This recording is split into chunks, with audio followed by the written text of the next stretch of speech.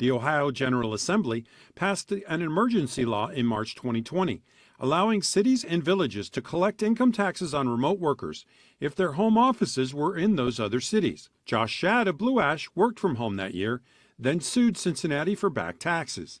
His lawyers argued he received no services for those taxes as required under state law. Wednesday, the Ohio Supreme Court upheld the short-lived law in a 5-2 decision, allowing cities like Cincinnati to keep the taxes collected for that year. The lawsuit had kept leaders in a lot of cities in limbo, with many worried about taking a huge financial hit if forced to refund those taxes, which might hurt services like police and fire. That would take away from what they're spending it on, what the municipal income tax is traditionally spent on, because they'd have to find other ways to get the money and maybe have to cut services elsewhere.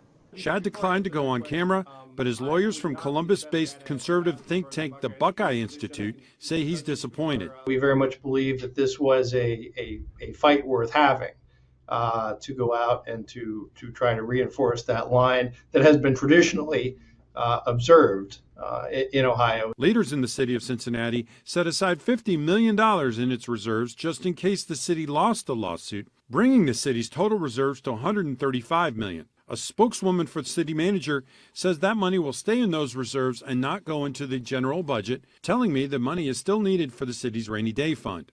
Evendale Mayor Dick Finan previously told Local 12 he was worried about the lawsuit and about efforts to not allow cities and villages to collect income tax on remote workers. It will be a disaster. Evendale gets 85% of its money in the income tax. From breaking news to feel-good stories, Local 12 has it all. Tab subscribe and click the links for more content like this.